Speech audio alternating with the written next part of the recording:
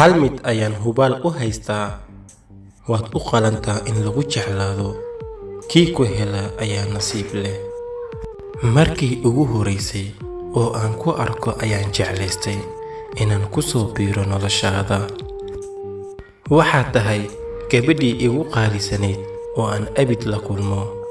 Waxaad tahay qofkii ugu horeeyay ee i baray jacaylka waxa uu yahay.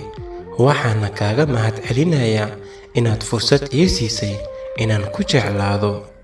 Ma moogi mana ilaabi karo jacaylkaada, waayo xilligii ugu nuglaa wuu soo dhaafay.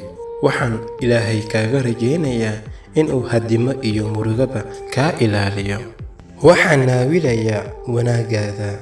Waxaan sugaa marka aad igu soo biiri doonto.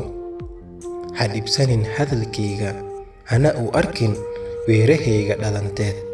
Hal eray oo aad i dhahdo ayaan ku hilmaami karaa wixii dakharo iyo dhaawac iga soo gaaray dartaada. Weligaa ogsoonow inaan ahay dhibano jacayl oo dartaa u silcaya.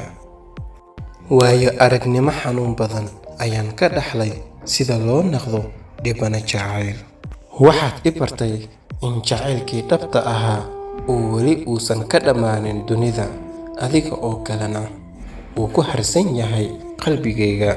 Ma ahan go'aankayga, dooqayga iyo dareenkaygaba inaan kaa dheeraado.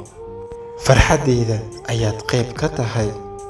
Waxa ugu qaalisan oo aan haysto waa adiga.